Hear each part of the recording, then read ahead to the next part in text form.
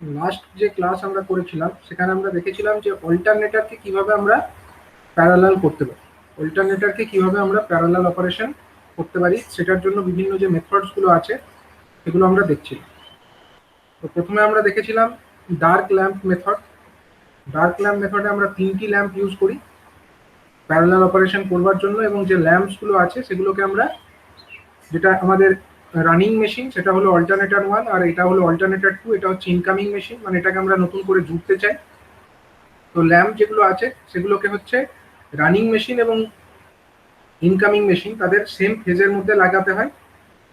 যেমন এখানে এই ধরো ব্লু ফেজ আর ইনকামিং মেশিনের ব্লু ফেজের মধ্যে L1, L2টা হচ্ছে রানিং মেশিনের রেড ফেজ এবং ইনকামিং মেশিনের রেড ফেজের মধ্যে, আর L3 যেটা সেটা হচ্ছে রানিং মেশিনের ইয়েলো ফেজ এবং ইনকামিং মেশিনেরও ইয়েলো ফেজের মধ্যে আমরা কানেক্ট করে দেখেছিলাম। যখন তিনটে ল্যাম্প একসঙ্গে ডার্ক হয়েছে সেই মুহূর্তে সিঙ্ক্রোনাইজিং যে সুইচ, অর্থাৎ এই সুইচটাকে ক্লোজ করতে হয়, সিঙ্ক্রোনাইজিং এই সুইচটাকে ক্লোজ করে দিলে সিঙ্ক্রোনাইজেশন হয়ে যায়। এটা হলো ডার্ক ল্যাম্প মেথড।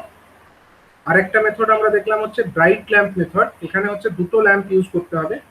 দুটো ল্যাম্প যাদেরকে ইউজ করব সেগুলোকে কানেক্ট করতে হবে কোথায় না, এখানে দুটো অল্টারনেটর, অল্টারনেটর এ আর অল্টারনেটর বি। অল্টারনেটর এটা হচ্ছে অলরেডি রানিং, এটা বাস বারের সঙ্গে কানেক্টেড, আর অল্টারনেটর বিটা হচ্ছে নতুন ইনকামিং অল্টারনেটর। তো অল্টারনেটর বি যেটা আছে নতুন ইনকামিং যেটা, তার ইয়েলো ফেজের সঙ্গে, যেটা আমাদের রানিং বাস বার, তার ব্লু ফেজের মধ্যে একটা বাল্ব কানেক্টেড আছে, আর আরেকটা ল্যাম্প কানেক্টেড হয়েছে যেটা আমাদের ইনকামিং মেশিন, তার ব্লু ফেজের সঙ্গে, যেটা আমাদের রানিং সিস্টেম তার ইয়েলো ফেজের মধ্যে, মানে ডিফারেন্ট ফেজের মধ্যে কানেক্টেড হয়ে আছে। এখন দুটো ল্যাম্প ইউজ করা হয়েছে। তো দুটো ল্যাম্প যখন একসঙ্গে ফুল ব্রাইটনেস নিয়ে জ্বলবে সেই মুহূর্তে এখানে যে সিঙ্ক্রোনাইজিং সুইচ থাকবে, এখানে একটা সিঙ্ক্রোনাইজিং সুইচ থাকার কথা, তো সেই সিঙ্ক্রোনাইজিং সুইচটাকে ক্লোজ করলে এই অল্টারনেটর বিটা এই বাসবারের সঙ্গে কানেক্টেড হয়ে যাবে, এবং এইভাবে প্যারালাল অপারেশনটা কমপ্লিট করা হয়। এখানে এটাকে বলা হয় ব্রাইট ল্যাম্প মেথড অথবা টু ল্যাম্প মেথড। এগুলো আমরা আগের ক্লাসে পড়েছি।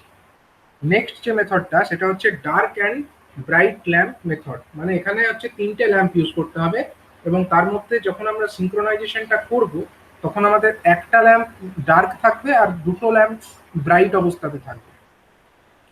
তো আগে যে দুটো মেথড পড়া হয়েছে, অর্থাৎ ডার্ক ল্যাম্প মেথড, যেখানে তিনটে ল্যাম্প ইউজ করা হয়েছিল, তিনটেই ডার্ক ছিল সেই মেথড, আর তার আগে যেটা, তারপরে যেটা বলা হলো মানে টু ল্যাম্প মেথড বা ব্রাইট ল্যাম্প মেথড, সেইটা এই দুটোর কম্বিনেশন বলা যেতে পারে এই মেথডটাকে। এবং এই মেথডটা এক্ষেত্রে আমাদের দুটো সেট অফ ল্যাম্প, এদেরকে দুটো ডিফারেন্ট ফেজেসের মধ্যে কানেক্ট করা হবে, মানে আগেরটার মতো। এই ব্রাইট ল্যাম্প মেথডে যেমন করেছিল দুটো সেট অফ ল্যাম্পকে নিয়ে ডিফারেন্ট ফেজেসের মধ্যে কানেক্ট করা, এটাও করা হবে। আর আরেকটা এক্সট্রা ল্যাম্প এখানে নিতে হবে যেটাকে সেম ফেজের মধ্যে কানেক্ট করা হবে। অর্থাৎ এখানে যে সেটা ছেড়ে দেওয়া হয়েছে, এখানে যেমন রেড ফেজের মধ্যে ইনকামিং এবং রানিং মেশিনের রেড ফেজের মধ্যে কিন্তু কোনো বাল্ব বা ল্যাম্প কোনো কানেক্টেড নেই, তো সেইটা রাখলে চলবে না। এই এখানে ডার্ক অ্যান্ড ব্রাইট ল্যাম্প মেথডে আরেকটা ল্যাম্প নিতে হবে, সেইটাকে কিন্তু সেম ফেজের মধ্যেও কানেক্ট করতে হবে। এবার এখানে কি করবে, সুইচ অনটা কখন করবে, যখন দেখতে পাবে যে একটা বাল্ব যখন, বা একটা ল্যাম্প যখন কমপ্লিটলি ডার্ক এবং অপর দুটি বাল্ব হচ্ছে কমপ্লিট ব্রাইটনেসের সঙ্গে জ্বলছে, সেই মুহূর্তে এই সিঙ্ক্রোনাইজিং সুইচকে ক্লোজ করতে হবে। যেমন এখানে এক্সাম্পল দেখানো হয়েছে যে এটা হচ্ছে অল্টারনেটর 1, এটা হচ্ছে রানিং অল্টারনেটর, এটা হচ্ছে আমাদের রেড ইয়েলো ব্লু এই তিনটে যে রানিং বাসবার তার সঙ্গে অলরেডি কানেক্টেড, এবং আরেকটি অল্টারনেটর 2, এটাকে আমরা এই বাসবারের সঙ্গে কানেক্ট করতে চাই। তো এখানে হচ্ছে সেই সিঙ্ক্রোনাইজিং সুইচটা দেখতে পাচ্ছ, তিনটে যে পোল আছে এটা হচ্ছে সেই সিঙ্ক্রোনাইজিং সুইচ, এটাকে ক্লোজ করলেই এই অল্টারনেটর 2টা বাসবারের সঙ্গে কানেক্টেড হয়ে যাবে। তো সেটা করার আগে দেখতে হবে যে সিঙ্ক্রোনাইজেশন হয়েছে কিনা, মানে ঠিকমতো ইনস্ট্যান্টে সিঙ্ক্রোনাইজেশনটা করতে হবে। তো সেটার উপায় হচ্ছে এখানে আমাদেরকে তিনটে ল্যাম্প ইউজ করতে হয়েছে। একটা ল্যাম্প দেখো কোথায় কানেক্টেড আছে, L1, সেটা হচ্ছে যেটা আমাদের রানিং সিস্টেম তার রেড ফেজ, এবং যেটা আমাদের ইনকামিং সিস্টেম তার রেড ফেজ, এর মধ্যে L1 ল্যাম্পটি কানেক্টেড। আরেকটি ল্যাম্প L2, এটা কোথায় কানেক্টেড হয়ে আছে, এটা হচ্ছে আমাদের রানিং সিস্টেমের রেড ফেজ, এবং আমাদের ইনকামিং সিস্টেমের ইয়েলো ফেজের মধ্যে ল্যাম্প L2 দেখতে পাচ্ছ এটা কানেক্টেড।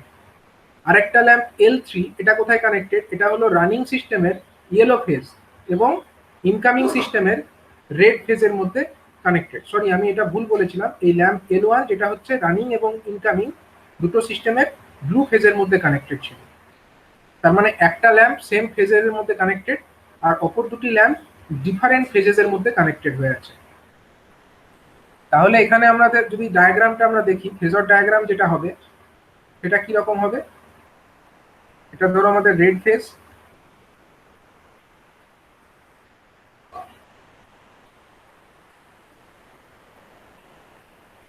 এটা ইয়েলো ফেজ, এবং এটা হলো ব্লু ফেজ।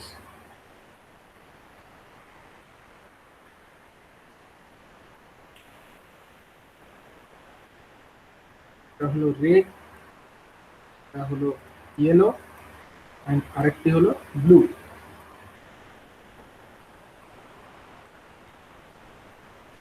এখন যেটা আমাদের কানেক্টেড হয়ে আছে, ল্যাম্প গুলো কোথায় কানেক্টেড হয়ে আছে? আরেকটা আমরা ফেজ সিস্টেম এঁকে নিই, আরেকটা সিস্টেম আমরা ড্র করি।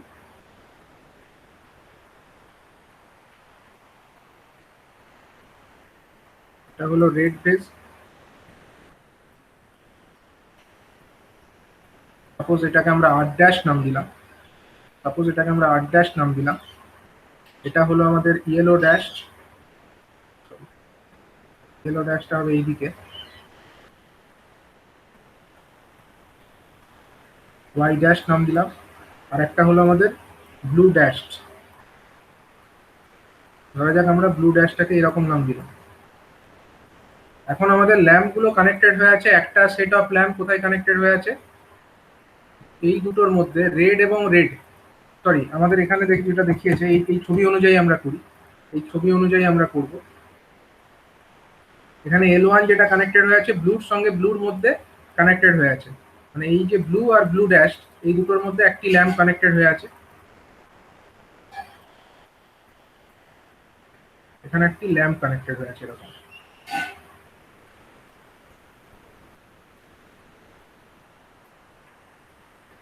এরকম একটা ল্যাম্প কানেক্টেড হয়ে আছে। আর আরেকটা সেট অফ ল্যাম্প কোথায় কানেক্টেড হয়ে আছে? আরেকটা সেট অফ ল্যাম্প হচ্ছে এই আর এর সঙ্গে ইয়েলো, R' সঙ্গে ইয়েলোর মধ্যে একটা কানেক্টেড হয়ে আছে R', তার সঙ্গে হচ্ছে ইয়েলো, এদের মধ্যে একটা ল্যাম্প কানেক্টেড হয়ে আছে।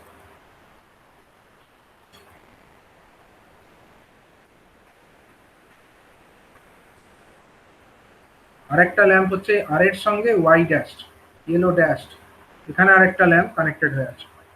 এবং এদের নামগুলো কোনটা কি আছে? প্রথমে এইটা হচ্ছে আমাদের L1 ধরলাম। আচ্ছা, আর মানে আমি ধরছি আমাদের রানিং সিস্টেম, আর R' মানে আমি ধরছি ইনকামিং সিস্টেম। মানে অল্টারনেটর 2টাকে আমি ধরছি R', Y', B'।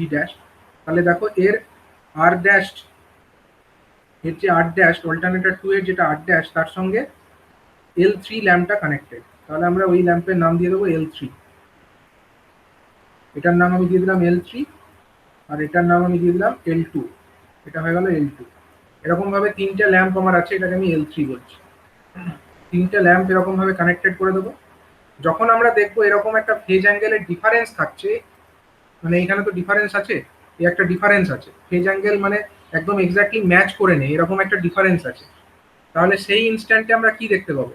সেখানে এখানেও একটা ডিফারেন্স থাকবে, এখানেও একটা ডিফারেন্স থাকবে। ডিফারেন্স যখন থাকবে এটাও হালকা জ্বলবে, L1টাও অল্প পরিমাণে গ্লো করবে, L3টা সবচেয়ে বেশি উজ্জ্বলতার সঙ্গে গ্লো করবে, এবং যেটা L2 সেটা হচ্ছে তার L3 এর থেকে কম উজ্জ্বলভাবে গ্লো করবে। তাহলে তখন আমরা সিঙ্ক্রোনাইজেশনটা করব না।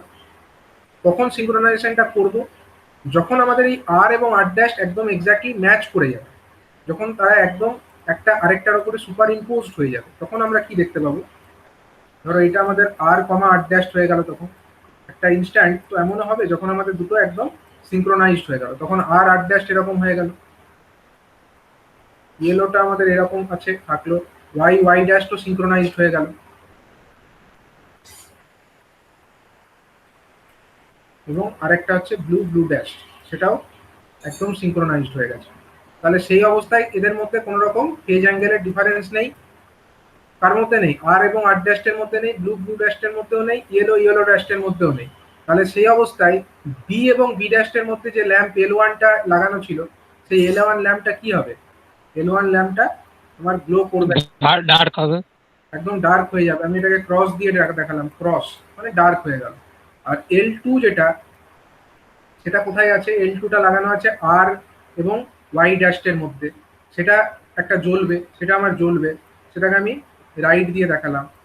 L2টা আমার জ্বলবে এবং L3 যেটা আছে, L3টা কার মধ্যে কানেক্টেড হয়ে আছে? আর ড্যাশ এবং ইয়েলোর মধ্যে কানেক্টেড হয়ে আছে L3টাও কি হবে? জ্বলবে। L3টাও আমার আর ড্যাশ এবং ওয়াই এর মধ্যে কানেক্টেড হয়ে আছে এবং সেটাও হচ্ছে জ্বলবে। এবং এক্ষেত্রে রেড এবং ইয়েলো ড্যাশ এর মধ্যে যে ভোল্টেজের ডিফারেন্স, সেই সেম ভোল্টেজের ডিফারেন্স থাকবে রেড ড্যাশ বা আর ড্যাশ এবং ইয়েলোর মধ্যে। তার মানে এই দুটো যে ল্যাম্প L2 এবং L3, তারা তো জ্বলবে তো বটেই, এবং তারা একই উজ্জ্বলতার সঙ্গে জ্বলবে, সেম ভাবে তারা গ্লো করবে, সেম ব্রাইটনেসের সঙ্গে তারা গ্লো করবে। তাহলে আমরা বুঝতে পারবো যে এই মুহূর্তে আমাদের দুটো যে ফেজার তারা পরস্পর সিঙ্ক্রোনাইজড হয়ে গেছে এবং তাদের মধ্যে কোনো ফেজ অ্যাঙ্গেলের ডিফারেন্স নেই।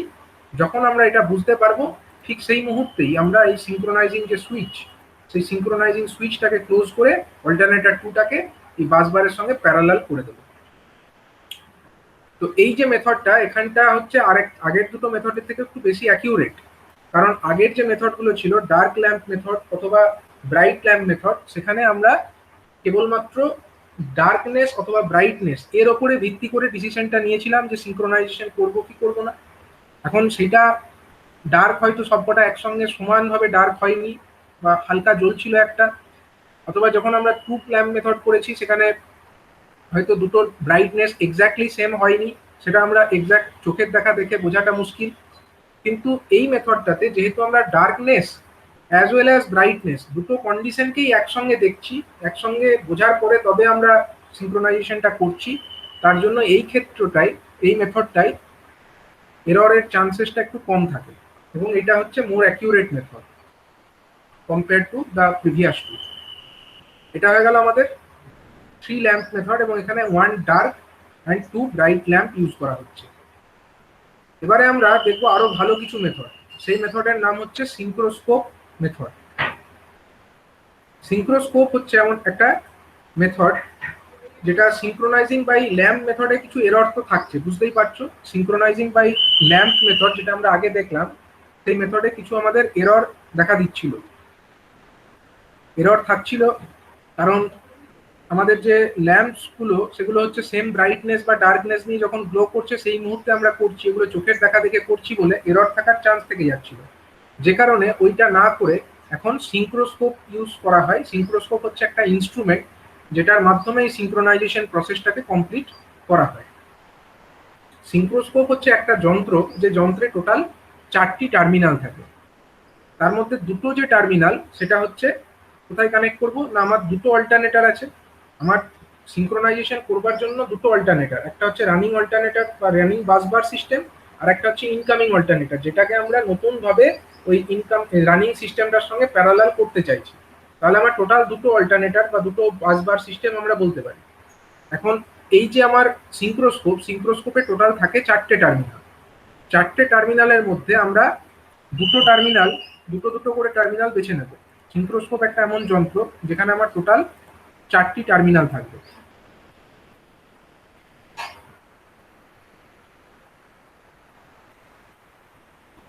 সিঙ্ক্রোস্কোপ একটা যন্ত্র যেখানে একটা ডায়াল থাকবে, ভেতরে একটা সার্কুলার একটা ডায়াল থাকবে অবশ্যই।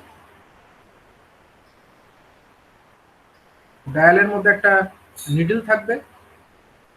কি থাকবে? নিডল। নিডল মানে হচ্ছে কাঁটা, যেরকম যে কোনো মিটারে থাকে একটা কাঁটা, এরকম একটা কাঁটা থাকবে। সেটা সেটা ঘুরবে, সেটা ঘুরতে পারে, এই ডায়ালের মধ্যে এটা ঘুরতে পারে। এবার কোন দিকে ঘুরছে? এদিকে যদি ঘুরে তাহলে আমরা বলবো ফাস্ট, তাড়াতাড়ি ঘুরছে। যদি এদিকে ঘুরে তাহলে বলবো স্লো, আস্তে ঘুরছে। কে ফাস্ট বা কে স্লো ঘুরছে?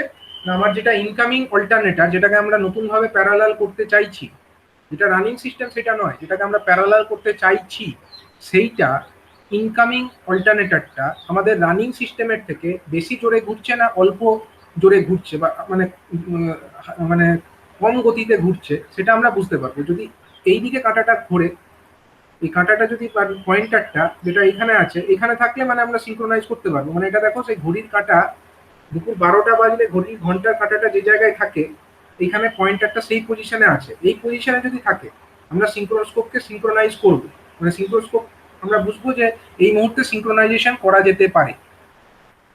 কিন্তু তা না হয়ে কাঁটাটা যদি এই দিকে চলে আসে, এই দিকে যদি চলে আসে, তাহলে আমি কি বুঝবো?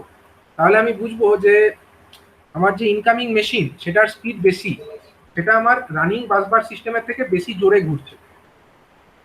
আর যদি আমার কাঁটাটা এই দিকে চলে যায়, তাহলে আমি বুঝবো যে আমার ইনকামিং যে মেশিন সেটা, যেটা রানিং সিস্টেম তার থেকে কম গতিতে ঘুরছে। তাহলে তখন আমরা সিঙ্ক্রোনাইজেশন করব না, আমরা সিঙ্ক্রোনাইজেশনটা করব যখন তাদের স্পিডগুলো সমান হবে তখন। এখন এই সিঙ্ক্রোস্কোপে টোটাল 4টে টার্মিনাল আছে বললাম, তাহলে 4টে টার্মিনাল আমার কোথা থেকে বেরোবে? উপর থেকে 2টো টার্মিনাল বেরিয়ে এলো এবং ওখান থেকে 2টো টার্মিনাল আমি ধরে নিলাম বেরিয়ে এলো। এবার এই যে 4টে টার্মিনাল, এইগুলোকে আমাকে কানেক্ট করতে হবে। কোথায় কানেক্ট করব না, এই একটা সেট, এই একটা সেটকে আমরা কানেক্ট করে দেবো আমাদের যেটা রানিং বাসবার সিস্টেম আছে, মানে যেটা চলছে যে বাসবার সিস্টেমটা, তার সঙ্গে কানেক্ট করলাম ধরো। আর আরেকটা সেট যেটা এইটা, এই সেটটাকে আমরা কানেক্ট করে দিলাম ধরো, যেটা আমাদের ইনকামিং অল্টারনেটর সিস্টেম, ইনকামিং যে বাসবার সিস্টেম তার সঙ্গে। কিন্তু কানেকশনটা করবো যে আমার তো এখানে 2টো টার্মিনাল, কিন্তু ইনকামিং সিস্টেমে তো 3টে ফেজ, কোথায় কানেক্ট করবে? তো এটার ব্যাপার দেখতে হবে যে আমাদের যেটা ইনকামিং সিস্টেম তার যদি রেড ইয়েলো ব্লু 3টে ফেজ আছে, ইনকামিং সিস্টেম আর running busbar system, red yellow blue 3টে করে ফেজ তো দুটোতেই আছে। এটা আমাদের রানিং এবং ইনকামিং দুটোর ক্ষেত্রেই আছে। এবার এই যে তারগুলো আমরা সিঙ্ক্রোস্কোপ থেকে বার করেছি, সেই তারগুলোকে যদি আমরা একটা আমাদের রানিং বাসবার যে মানে আমাদের যে ইনকামিং সিস্টেম তার যদি আমরা রেড ফেজ এবং আমাদের যে ইয়েলো ফেজ সেই দুটোর মধ্যে যদি কানেক্ট করি, তাহলে এই যে দুটো তার, মানে যেটা অন্য দিক থেকে বেরিয়েছে, সেই দুটো তারকেও আমরা আমাদের যে অপর একটি বাসবার সিস্টেম, অপর একটি বাসবার মানে যেটা চলছে রানিং বাসবার, সেইটারও সেই সেম ফেজের মধ্যেই কানেক্ট করতে হবে। মানে ধরো এটা হচ্ছে আমাদের ইনকামিং সিস্টেম, মানে নতুন যে ইনকামিং অল্টারনেটরটা সেখান থেকেই 3টে ফেজ এসছে। আর এটা ধরো আমাদের রানিং, এটা ধরো রানিং সিস্টেম, রানিং সিস্টেমেও 3টে ফেজ আছে। এখন রানিং সিস্টেমের যে 3টে ফেজ তার যেখানে আমরা কানেক্ট করছি, এখানেও যদি আমরা রেড এবং ইয়েলোর মধ্যে কানেক্ট করে থাকি, এখানেও কিন্তু আমরা এই রেড এবং ইয়েলো এর মধ্যেই কানেক্ট করব। ঠিক আছে, রেড এবং ইয়েলোর মধ্যেই আমরা এটাকে কানেক্ট করব। তার মানে এটা আমাদেরকে লক্ষ্য রাখতে হবে, এই ব্যাপারটা দেখতে হবে। মানে আমরা যদি এখানে ব্লু ফেজটাকে ছেড়ে রাখি, এখানেও ব্লু ফেজটাকে ছেড়ে রাখবো। তো এই অনুযায়ী কানেকশন করে তারপরে আমাদেরকে দেখতে হবে যে আমরা কিভাবে এতে ডিসপ্লেটা পাচ্ছি। তো সিঙ্ক্রোস্কোপ হচ্ছে একটা যন্ত্র, যে যন্ত্রতে আমাদের টোটাল 4টে টার্মিনাল থাকছে, টোটাল 4টে টার্মিনাল থাকছে এবং সেই 4টে টার্মিনাল থেকে 4টে টার্মিনাল কিভাবে দুটো ফেজ অফ দ্য অল্টারনেটরের সঙ্গে কানেক্টেড সেটা আমি এখন বললাম। এখন ওই সিঙ্ক্রোস্কোপের যে নিডলটা বা পয়েন্টারটা, সেইটা যখন জিরো পজিশনকে ইন্ডিকেট করবে, জিরো পজিশন মানে ওই ঘড়ির কাঁটা যেটা আমাদের 12টা বাজলে যে জায়গায় থাকে, এই পজিশনটাকে আমরা বলতে পারি এটাই হলো আমাদের জিরো পজিশন। এটাকেই ধরো জিরো পজিশন আমরা বললাম। তো জিরো পজিশনকে যখন ইন্ডিকেট করবে, সেই মুহূর্তে আমরা সিঙ্ক্রোস্কোপের আমরা রিডিং দেখে বুঝতে পারবো এবং সেই মুহূর্তে আমরা সিঙ্ক্রোনাইজিং সুইচটাকে সুইচ অন করে দেবো। এবং যখন এটা সিঙ্ক্রোনাইজেশনটা কমপ্লিট হয়ে গেল, তখন আমরা সিঙ্ক্রোস্কোপকে সুইচ অফ করে দিতে পারি। মানে সিঙ্ক্রোস্কোপকে আর সার্কিটে তখন রাখার আমার দরকার নেই, এটাকে আমি সুইচ অফ করে দিতে পারি। তো এখানে মেথডটা দেখানো হয়েছে, দেখো এখানে দেখতে পাচ্ছ এটা একটা সিস্টেম যেখানে আমাদের G1 আর G2 দুটো অল্টারনেটর আছে। এই সিস্টেমে আমাদের দুটো অল্টারনেটর আছে।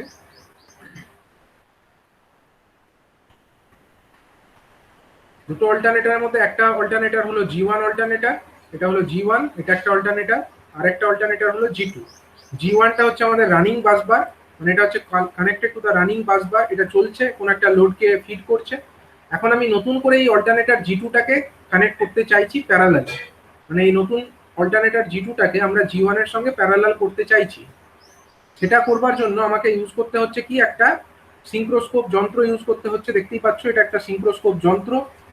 এই সিঙ্ক্রোস্কোপ যন্ত্রে আমি বলেছি টোটাল 4টে টার্মিনাল, এই দুটো টার্মিনাল দিয়ে দুটো তার বেরিয়ে এসছে, আর নিচের দুটো টার্মিনাল দিয়ে দুটো তার বেরিয়ে এসছে। এবার দেখো নিচের যে দুটো টার্মিনাল, সেই দুটো টার্মিনাল দিয়ে যে দুটো তার বেরিয়ে এসছে, সেই দুটো তারকে আমরা কোথায় জুড়েছি? সেই দুটো তারকে আমরা জুড়েছি একটা জেনারেটর, যেটা আমাদের ইনকামিং জেনারেটর, তার এই ফেজ এবং এই ফেজের মধ্যে। ধরলাম এটা হলো সাপোজ রেড ফেজ, তারপরেরটা ধরো ইয়েলো ফেজ এবং তারপরেরটা ধরো ব্লু ফেজ। তাহলে আমরা রেড এবং ইয়েলোর মধ্যে আমরা জুড়েছি তারটাকে, এই সরি এটা নয়,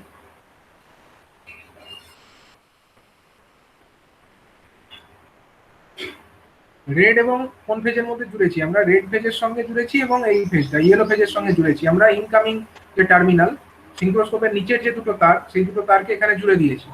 আর যেটা আমাদের রানিং অল্টারনেটর সিস্টেম বা রানিং বাসবার সিস্টেম, তার যে রেড ফেজ তার সঙ্গে এবং ইয়েলো ফেজের সঙ্গে আমরা আরো দুটো যে তার সেটাকে জুড়ে দিয়েছি।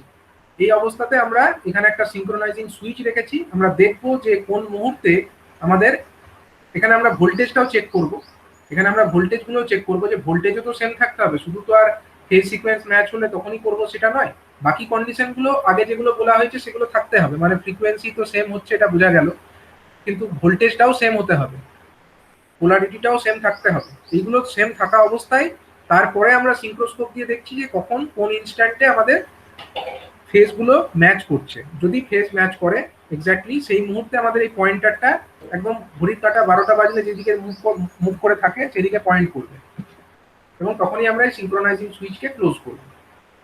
এই মেথডটার নাম হচ্ছে সিঙ্ক্রোস্কোপ মেথড। এবার এই সিঙ্ক্রোস্কোপ মেথডের মধ্যে আমরা ডিটেলে একটু সিঙ্ক্রোস্কোপটা সম্পর্কে একটু জেনে নেব।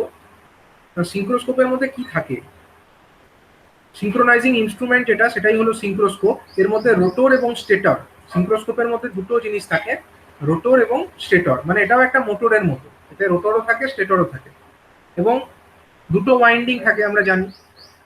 এবং দুটো ওয়াইন্ডিং যখন, প্রত্যেকটা ওয়াইন্ডিং এ দুটো করে টার্মিনাল, তাই তার জন্য টোটাল 4টে টার্মিনাল আছে এবং তারা অল্টারনেটরের সঙ্গে যুক্ত থাকে। অল্টারনেটর, দুটো অল্টারনেটর আমার আছে এখানে, তো দুটো অল্টারনেটরের সেম ফেজের মধ্যেই এগুলো যুক্ত থাকে। এখন আমরা এই সিঙ্ক্রোস্কোপের ডায়াগ্রামটা একটু দেখব। সিঙ্ক্রোস্কোপের এই ডায়াগ্রামটা আমরা একটু দেখব।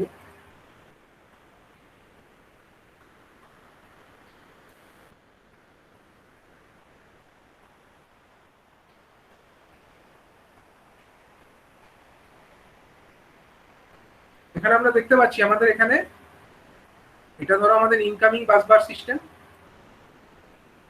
এটা ধরো ইনকামিং যেটাকে আমি নতুন জুড়তে চলেছি, এবং এইটা যে RYB এটা হচ্ছে ধরো আমাদের রানিং, এটা ধরো রানিং বাসবার সিস্টেম।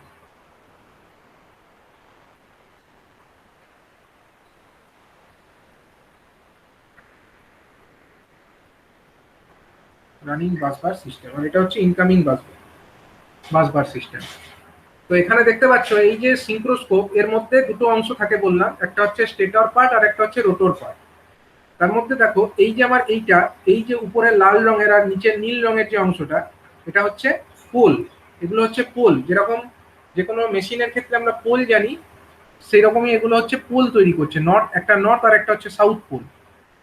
মানে সেটা কোনটা কোন পোল ডিপেন্ড করছে যে আমাদের এইগুলো কি পজিশনে আছে। রেড ইয়েলো যে দুটো ফেজ থেকে আমার নিয়েছে সাপ্লাইটা, তাদের ম্যাগনিটিউডের উপরে নির্ভর করছে কোনটা নর্থ হবে কোনটা সাউথ হবে, সেটা সেই কারেন্টের উপরে নির্ভরশীল। তাই এটা চেঞ্জ হবে, সবসময় ফিক্সড থাকবে না। যেহেতু এটা অল্টারনেটিং, তার জন্য এটা পোলগুলোর ডাইরেকশনটা ফিক্সড নয়, কিন্তু এগুলো হচ্ছে পোল। যেমন হচ্ছে এখান থেকে একটা তার নিয়ে এলো ধরো, যেটা এখান থেকে দুটো তার বেরোবে বলেছিলাম, মানে দুটো তার নয় সরি, মানে টোটাল 4টে তার, দুটো টার্মিনাল। মানে এটা হচ্ছে একদিক থেকে দুটো তার বেরিয়েছে, এই দিক থেকে দুটো তার, আর ধরো এই দিক থেকে দুটো তার। ঠিক আছে, এবার হচ্ছে কি, এখানে এই দিক থেকে যে দুটো তার, এটা হচ্ছে ধরো ইনকামিং অল্টারনেটরে রেড ফেজ এবং ইয়েলো ফেজের সঙ্গে যুক্ত। এবং সেই তারগুলো কোথায় পেঁচানো আছে না, আমাদের যে সিঙ্ক্রোস্কোপ তার ভেতরে যে আমার পোল অংশটা, সেই পোলের ওপরে দেখো এই তারগুলোকে ইয়ে করা আছে, রাউন্ড করা আছে। এই তারগুলো রাউন্ড করে এই পোল থেকে বেরিয়ে নিচের পোল ভায়া হয়ে এদিক দিয়ে রিটার্ন করে গেল। এটা হলো সেই পাথ। আর আরেকটা হচ্ছে আমাদের, যেটা আমাদের রানিং বাসবার সিস্টেম। রানিং বাসবার হচ্ছে এটা রেড এবং ইয়েলো ফেজ, এবং সেখান থেকে আমাদের একটা রেজিস্টার থাকবে এবং একটা পাতে থাকবে একটা ইন্ডাক্টর। সেইখান থেকে যে কারেন্টগুলো আসবে সেই কারেন্টটা আমার এই এই যে জিনিসটা গোল অংশ দেখতে পাচ্ছ, এটা হচ্ছে রোটেটিং পার্ট। ঠিক আছে, এটাই হচ্ছে এই মোটরটার রোটর বলতে পারো। সেই রোটরের মধ্যে এইখান থেকে মানে মেন বাসবার থেকে একটা রেজিস্টারের মাধ্যমে এবং একটা ইন্ডাক্টরের মাধ্যমে কারেন্ট আসবে, এবং সেই কারেন্টটা আমাদের এই রোটরের যে ওয়াইন্ডিংস তার মধ্যে পাস করবে এবং তারপরে যে কমন জায়গা সেখান থেকে এটা রিটার্ন করে যাবে ধরো ইয়েলো ফেজে। ঠিক আছে, এখানে দুটো ফেজ, দুটো যে রেজিস্টার এবং এই যে ইন্ডাক্টর, এরা কিসের জন্য আছে না এরা হচ্ছে কারেন্ট গুলো শিফটিং করাবে, ফেজ শিফটিং করাবে। রেজিস্টারের মধ্যে যে কারেন্ট ফ্লো করে, ইন্ডাক্টরের মধ্যে আমরা জানি কারেন্টটা তার থেকে 90 ডিগ্রি অ্যাঙ্গেলে ল্যাগ করে থাকে। মানে এই ডুয়েল কারেন্ট আমাদের এই রোটর পার্টে যে ওয়াইন্ডিংস আছে তার মধ্যে দিয়ে ফ্লো করলো। এবার এই ডুয়েল কারেন্টটা মানে স্প্লিট করে দিলাম, আমরা ফেজটাকে স্প্লিট করে দিলাম। এক কথায় বলা যেতে পারে আমরা এখানে ফেজটাকে স্প্লিট করে দিলাম। রেজিস্টার এবং ইন্ডাক্টর দুটোর মধ্যে তো কারেন্ট সেম ফেজে ফ্লো করে না। যদি আমার রেজিস্টারের মধ্যে কারেন্টটা এরকম যায়, সাপোজ রেজিস্টার, তার মধ্যে দিয়ে যদি কারেন্ট আমার এইদিকে যায়, এটাকে যদি আমরা IR নাম দিয়ে থাকি, তাহলে সেম ভোল্টেজের জন্য আমাদের এখানে যদি ভোল্টেজ অ্যাপ্লাই করে থাকি VR, তার জন্য IR কারেন্ট তৈরি হচ্ছে এবং সেটা ভোল্টেজের সঙ্গে সেম ফেজেই থাকবে। VR এবং IR একই দিকেই থাকবে, কিন্তু ইন্ডাক্টরের মধ্যে যে কারেন্টটা হবে সেটা তো আর সেম ফেজে থাকবে না, সেটা কি হবে, ল্যাগ করে থাকবে। ইন্ডাক্টরের মধ্যে কারেন্টটা ল্যাগ করে থাকবে এবং এই যে ডুয়েল কারেন্ট, এদের মিলিত প্রভাবের জন্য একটা রেজাল্টেন্ট কারেন্ট তৈরি হবে। IR এবং IL এর জন্য একটা রেজাল্টেন্ট একটা কারেন্ট তৈরি হবে এবং এইভাবে আমরা ফেজ স্প্লিটিং করে থাকি। তো সেই পারপাসে এখানে রেজিস্টার এবং ইন্ডাক্টরটা এখানে লাগানো হয়েছে এবং তারা এই রোটরের মধ্যে দিয়ে ফ্লো করে এখান থেকে আবার রিটার্ন করে গেল মেন বাসবারে। এখন এখানে একটা রোটেটিং ম্যাগনেটিক ফিল্ড তৈরি হবে। রোটরের মধ্যে এরকম যদি কারেন্ট আমরা ফিড করি, এর মধ্যে একটা রোটেটিং ম্যাগনেটিক ফিল্ড রোটর পার্টে তৈরি হবে এবং স্টেটার পার্টে অলরেডি একটা যেহেতু ওয়াইন্ডিং জড়ানো আছে, যেটা আমাদের ইনকামিং বাসবার থেকে আসছে, তাহলে এখানেও একটা কারেন্ট ফ্লো হচ্ছে বলে এখানেও একটা পোল তৈরি হচ্ছে, এখানেও একটা ম্যাগনেটিক ফিল্ড তৈরি হচ্ছে। এখন এই রোটর পার্টে যে ম্যাগনেটিক ফিল্ড তৈরি হচ্ছে তার সঙ্গে এই পোল অংশ, এখানে যে ম্যাগনেটিক ফিল্ড তৈরি হচ্ছে, দুটোর একটা ইন্টারঅ্যাকশন হচ্ছে এবং সেই ইন্টারঅ্যাকশনের জন্য আমাদের এইখানে রোটরটা কিন্তু মুভ করতে চেষ্টা করবে, রোটরটা মুভ করতে চেষ্টা করবে। এবার যদি হয় এরকমটা হয় যে আমাদের একদম ফেজ সিকোয়েন্স ম্যাচ করে গেছে, আমাদের এই ফেজ সিকোয়েন্স গুলো এক্স্যাক্টলি ম্যাচ করে গেছে এবং সব ভোল্টেজ সেম, সেই মুহূর্তে রোটেটিং ম্যাগনেটিক ফিল্ড যেটা হবে সেটার জন্য মানে এটা মুভ করবে না, এটা আমাদের পয়েন্টারটা একদম যেটা এই পজিশনেই থাকবে। কিন্তু যদি হয় এরকম ব্যাপার যে আমাদের ইনকামিং মেশিনটা দ্রুত গতিতে ঘুরছে, মানে ইনকামিং মেশিন যেটা আছে, ইনকামিং অল্টারনেটার নতুন যেটাকে জুড়তে চাইছি, ধরো সেই অল্টারনেটারটা হয়তো 1500 সে 10 RPM এ ঘুরছে, 1510 RPM এ ঘুরছে। আর যেটা আমাদের রানিং বাসবারে যে পাওয়ারটা এসছে সেটাও কোনো অল্টারনেটার থেকেই তো এসেছে। সেই অল্টারনেটার যেটা থেকে এসেছে সেই অল্টারনেটারটা হয়তো 1490 RPM এ ঘুরছে। ঠিক আছে, 1490 RPM এ ঘুরছে। তাহলে সেই অবস্থা যদি হয়, মানে রানিং বাসবার যেটা অর্থাৎ এইটা, এখানে যে অল্টারনেটার তার স্পিডটা কম আর আমাদের ইনকামিং অল্টারনেটার যেটা তার স্পিডটা বেশি, সেক্ষেত্রে এই কাঁটাটা কোন দিকে ঘুরবে, সেই কাঁটাটা আমাদের ক্লকওয়াইজ ঘুরবে। এমন অ্যাডজাস্টমেন্ট এর মধ্যে করা থাকে যে কাঁটাটা তখন ক্লকওয়াইজ ঘুরবে, মানে কাঁটাটা এই পজিশন থেকে এই দিকে চলে এলো, মানে ফাস্ট মুভ করছে। ইনকামিং অল্টারনেটর ইজ মুভিং ফাস্টার, তখন আমরা কিন্তু সিঙ্ক্রোনাইজিং সুইচটাকে ক্লোজ করব না। কিন্তু যদি এরকম হয় যে আমাদের ধরো ইনকামিং মেশিনের স্পিড হচ্ছে, ইনকামিং মেশিন যেটা তার স্পিড ধরো 1480, ইনকামিং মেশিনের স্পিড হচ্ছে ধরো 1480 RPM এবং আমাদের যেটা রানিং বাসবার তার স্পিড হয়তো 1490 RPM, তখন কিন্তু কাঁটাটা কোন দিকে ঘুরবে, তখন কাঁটাটা এই দিকে ঘুরবে, স্লোয়ারের দিকে, তখন কাঁটাটা এই পজিশনে চলে যাবে, এই পজিশনে চলে যাবে। তখনও কিন্তু আমরা সিঙ্ক্রোনাইজিং সুইচটাকে ক্লোজ করবো না, আমরা ক্লোজ করবো এক্স্যাক্টলি যখন দুটোর স্পিড ম্যাচ করবে এবং কাঁটাটা এই পজিশনে আসবে। সুতরাং সিঙ্ক্রোনাইজেশন করবার জন্য তখন ব্যবস্থা নিতে হবে, মানে যদি যেটার স্পিড কম থাকে, যদি আমাদের ইনকামিং মেশিনের স্পিড কম থাকে, তাহলে এর স্পিডটাকে বাড়ানোর জন্য এর যে ফিল্ডের কন্ট্রোলিং এর জন্য যেটা করার দরকার সেটা করতে হবে, সেটা করার পরে তবেই আমরা সিঙ্ক্রোনাইজেশনটা করবো, আদারওয়াইজ করবো না। তো এইভাবে আমাদের একটা সিঙ্ক্রোস্কোপ ফাংশন করে। তো সিঙ্ক্রোস্কোপের মাধ্যমে আমরা এইভাবে করতে পারি। এইখানে প্রসিডিওরটা একটু বলা হয়েছে, যেমন তোমরা একটু দেখতে পারো প্রসিডিওরটা কি বলেছে দেখো না। সিঙ্ক্রোস্কোপের মধ্যে একটা মোটর থাকে, and motor consists of coils with two poles connected across the two phases. Coil থাকে যেগুলো দুটো ফেজেস এর মধ্যে কানেক্টেড। এবার ধরে নাও এখানে রেড এবং ইয়েলো ফেজের মধ্যে ইনকামিং মেশিনের সঙ্গে কানেক্টেড, যেটা আমাদের ফিল্ড, যেটাকে আমরা ফিল্ড বলছি। এখানে দেখো ফিল্ড ওয়াইন্ডিং মানে কোনটা, এইটা এই পোলগুলো যেগুলো সেটা তো ফিল্ড ওয়াইন্ডিং, সেটা হচ্ছে আমাদের ইনকামিং মেশিনের রেড এবং ইয়েলো ফেজের সঙ্গে কানেক্টেড।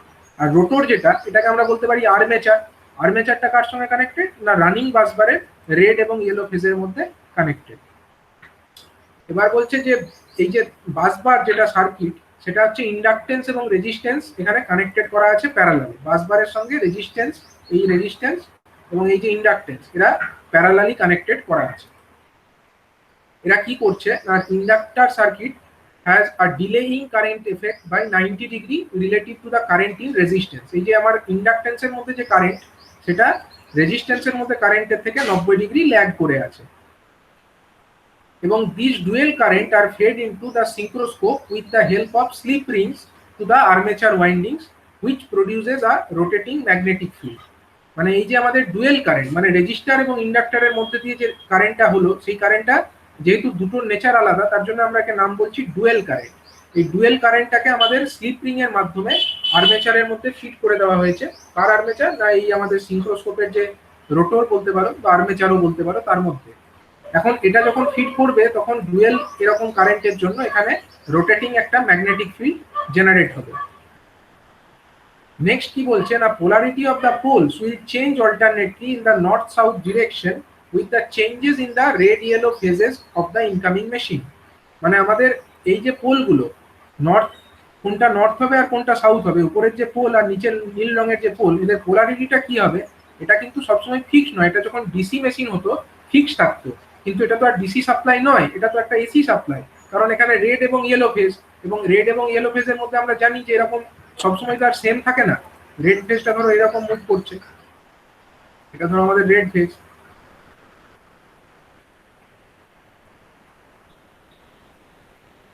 ইয়েলো ফেজটা ধরো এইরকম আছে, এইরকম আছে। আবার ধরো ব্লু ফেজটা আমাদের এরকম আছে। এইরকম ভাবে তো ভ্যারি করে। এবার এই যে রোটেট মানে রেড ইয়েলো ব্লু তিনটে ফেজ, এবার এগুলো তো ভ্যালু কনস্ট্যান্ট নয়, এগুলো তো চেঞ্জ হচ্ছে। এবার রেড ফেজের সঙ্গে যেটা লাগানো আছে সেটা কোনো এক সময় বেশি, তখন হয়তো ইয়েলো ফেজেরটা কম, কিন্তু সবসময় তো এটা হবে না, কখনো ইয়েলো ফেজটা বেশি হবে রেড ফেজটা কম হবে।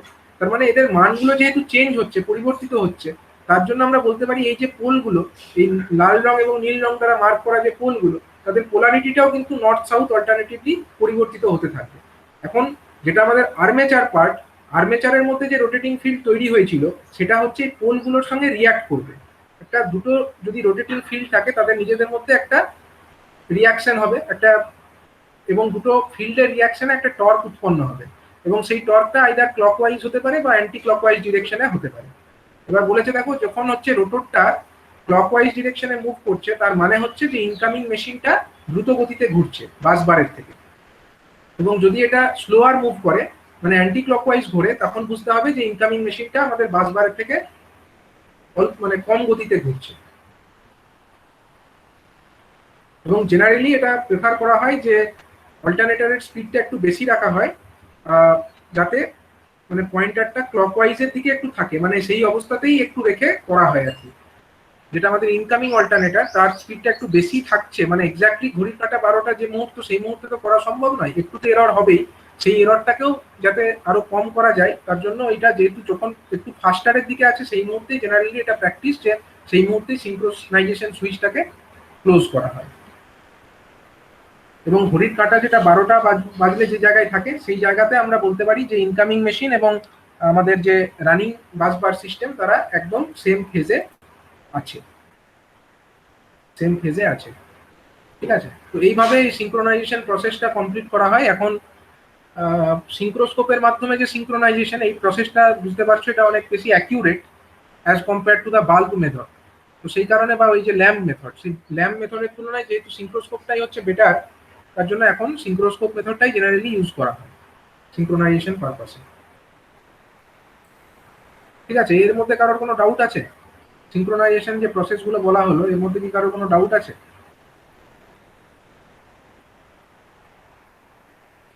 আবির ঘোষ। স্যার হ্যাঁ স্যার বুঝতে পেরেছি। বলো। স্যার ফরওয়ার্ড ডাইরেকশন মানে ক্লকওয়াইজ ঘুরলে কোনটা আরপিএমটা বেশি আছে বললেন? ফরওয়ার্ড ঘুরলে যেটা ইনকামিং মেশিন তার স্পিডটা বেশি আছে, যেটা নতুন জুড়তে চাইছো তার স্পিডটা বেশি।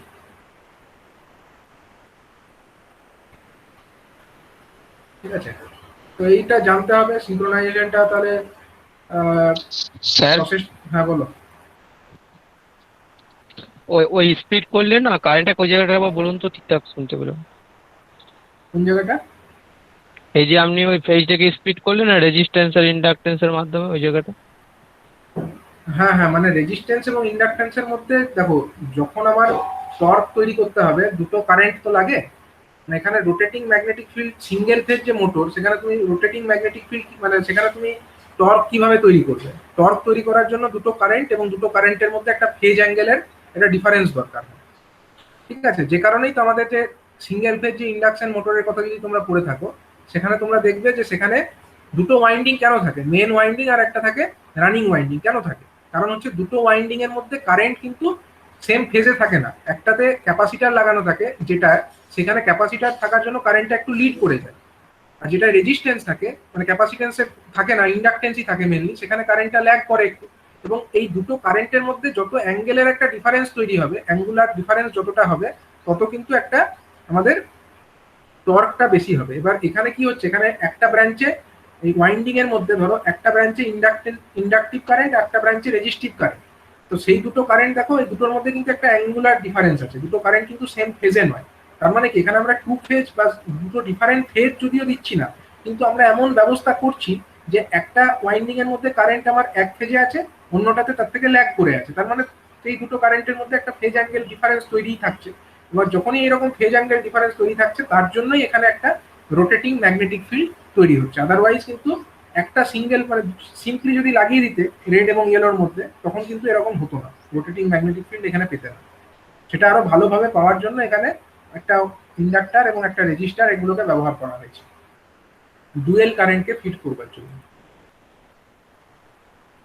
ঠিক আছে। এবার হচ্ছে কি, এবার আমরা এটা তো দেখে নিলাম প্যারালাল অপারেশন কিভাবে করতে হয়। নেক্সট আমরা আমাদের নেক্সট টপিকে চলে আসবো। আমাদের যে নেক্সট টপিক সেটা হচ্ছে অল্টারনেটরের ক্ষেত্রে কিভাবে আমরা মেইনটেনেন্স করব। ঠিক আছে, সিঙ্ক্রোনাস মেশিন বা সিঙ্ক্রোনাস অল্টারনেটর, এটা হচ্ছে আমরা কিভাবে মেইনটেনেন্স করব।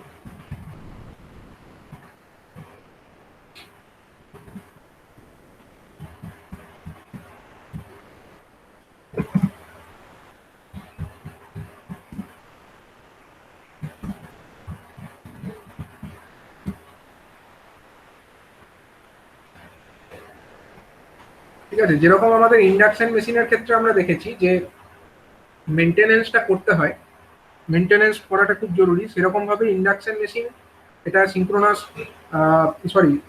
মেশিন, যেটা হতে পারে আমাদের সিঙ্ক্রোনাস মোটর অথবা সিঙ্ক্রোনাস জেনারেটর অথবা অল্টারনেটর, যাই হোক।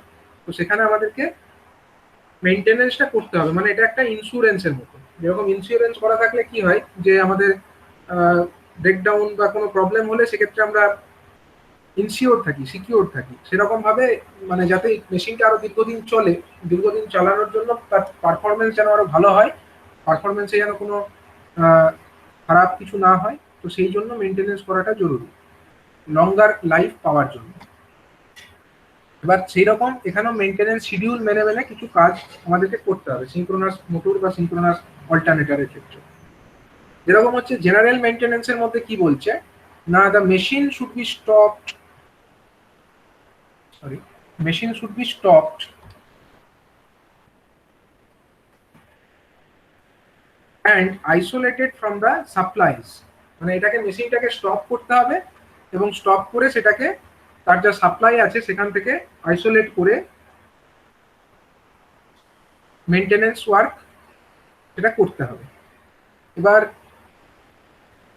এই সিঙ্ক্রোনাস যে মেশিন, তার যেটা মেইনটেনেন্স কতদিন অন্তর করবে, মেইনটেনেন্সটা কতদিন অন্তর করতে হবে, সেটা শুধু সিঙ্ক্রোনাস মেশিনই নয়, যে কোনো মেশিনের ক্ষেত্রে অ্যাপ্লিকেবল। যে কতদিন অন্তর মেইনটেনেন্সটা করতে হবে ডিপেন্ড করছে যে সাইট কন্ডিশনের উপরে। যদি দেখা যায় যে সাইট কন্ডিশনটা খুব ডেঞ্জারাস, এখানে প্রচুর পরিমাণে ডাস্টি এনভায়রনমেন্ট বা ড্যাম্প ওয়েদার, যেখানে ইনসুলেশনগুলো ড্যামেজ হওয়ার চান্স খুব বেশি, এবং যেখানে প্রচুর পরিমাণে লোড থাকছে মেশিনটার উপরে, এইরকম এনভায়রনমেন্ট যদি হয়, সেক্ষেত্রে ফ্রিকোয়েন্সি অফ মেনটেন্যান্সটা অনেক বেশি হবে। আবার যদি দেখা যায় যে মেশিনটা অত বেশি লোডে থাকছে না বা এনভায়রনমেন্টে অত হ্যাজার্ড কিছু নেই, সেই পরিস্থিতিতে মেশিনের মেনটেন্যান্সের ফ্রিকোয়েন্সিটা একটু কম রাখা যেতে পারে। কিন্তু কতটা ফ্রিকোয়েন্সিতে মেনটেন্যান্স করতে হবে, কতদিন অন্তর করতে হবে, এই ব্যাপারগুলো নির্ভর করছে যে সাইট কন্ডিশনস সেগুলোর উপরে। এবং এগুলো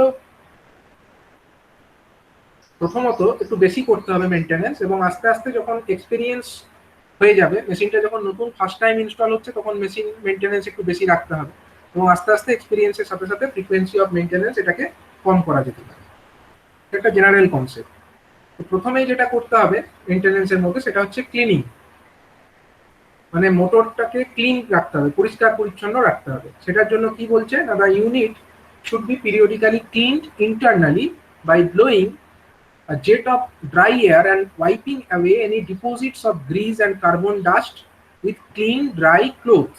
মানে মেশিনটাকে পিরিয়ডিক্যালি ব্লোয়ারের মাধ্যমে শুষ্ক বাতাস, ঠিক আছে, তাতে ইনজেক্ট করতে হবে, ব্লো করাতে হবে, এবং তার মাধ্যমে তার উপরে যে সমস্ত নোংরাগুলো জমেছিল সেগুলো মুছে যাবে বা সেগুলো উড়ে যাবে, সেগুলো ক্লিন হয়ে যাবে, এবং তারপরে সেগুলোকে ভালো করে মুছে দিতে হবে।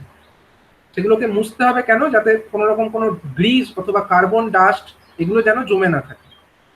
এগুলো জমে থাকলে সেগুলো মেশিনের পারফরমেন্সকে ক্ষতি করতে পারে।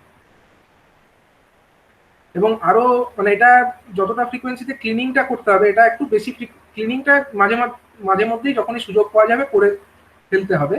এবং ক্লিনিং এর মতো ফ্রিকোয়েন্টলি না হলেও মাঝে মধ্যে সমস্ত ধরনের যে নাট এবং স্ক্রুগুলো আছে সেগুলোর টাইটনেস ঠিকমতো আছে নাকি সেটা চেক করে নিতে হবে। টাইট যেন থাকে সমস্ত নাট এবং স্ক্রুগুলো। যদি ঢিলা হয়ে যায় কোনো কারণে, কোনো নাট বা স্ক্রু ঢিলা হয়ে গেলে সেখান থেকে কিন্তু মেশিনের কোনো অ্যাবনর্মাল অপারেটিং কন্ডিশন অ্যারাইজ করতে পারে, মেশিনটা স্টপ হয়ে যেতে পারে এবং মেশিনে কোনো পারফরমেন্স খারাপ হতে পারে। তো সেইগুলো যেন না হয় তার জন্য মাঝে মধ্যেই সুযোগ পাওয়া মাত্র মেশিনের যে সমস্ত নাট এবং স্ক্রুগুলো আছে সেগুলোকে ক্লিনিং করে নিতে হবে। নেক্সট হচ্ছে মেশিনের যে ব্রাশ আছে সেগুলোকে ইনিশিয়ালি প্রত্যেক 100 ঘন্টা অপারেশন হওয়ার পরে বা 100 ঘন্টা মোটরটা বা অল্টারনেটরটা চলবার পরে, অন্তত 100 ঘন্টা পরে সেটাকে অন্তত একবার এক্সামিন করতে হবে বা চেক করতে হবে, এবং দেখতে হবে যে সেটা ঠিকমতো করে বসেছে কিনা। এবং এটাও দেখতে হবে যে ব্রাশের যে হোল্ডার্সগুলো আছে, মানে ব্রাশটাকে সিঙ্ক্রোনাস মোটরের যে ব্রাশ, সেই ব্রাশটাকে হোল্ড করবার জন্য যে আমাদের ব্রাশ হোল্ডার্স থাকে, সেই ব্রাশ হোল্ডার্সগুলো যেন স্লিপ রিংকে টাচ না করে। ঠিক আছে, আমরা একটু ডায়াগ্রাম দেখার চেষ্টা করি।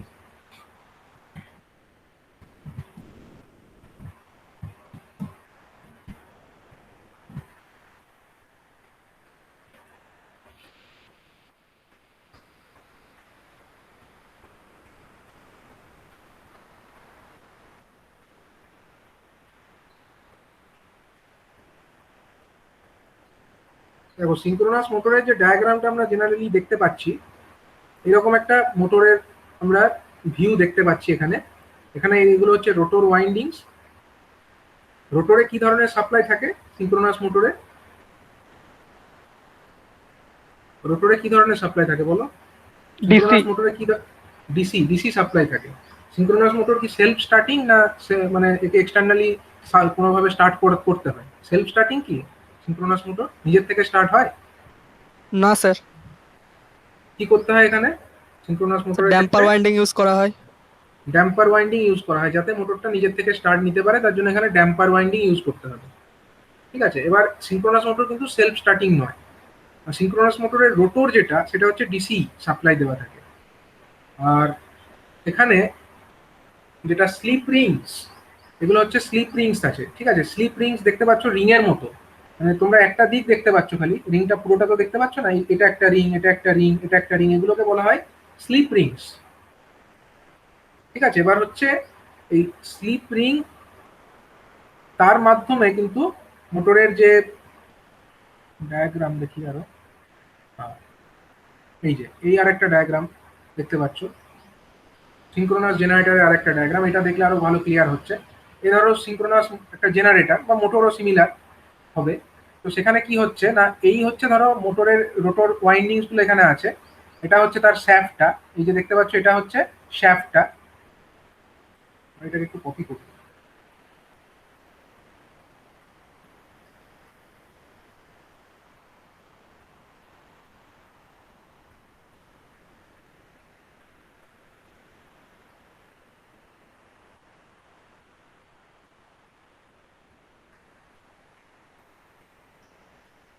এই যে ভিউটা আমরা দেখতে পাচ্ছি একটা সিঙ্ক্রোনাস মোটরের বা সিঙ্ক্রোনাস জেনারেটরের ভিউ, এটা এখানে এটা হচ্ছে কি শ্যাফট, এটা তো শ্যাফটটা এইটা।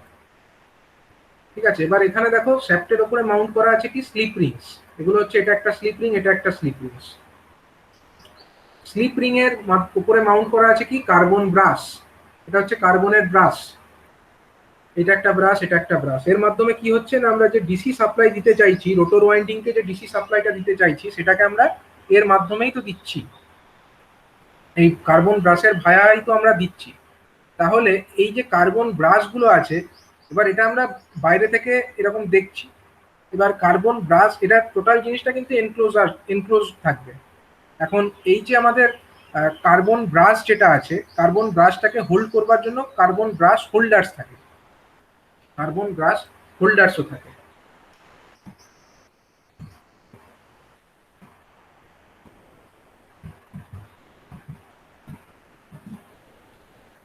এখানে আমরা দেখি carbon brush holder for slip ring.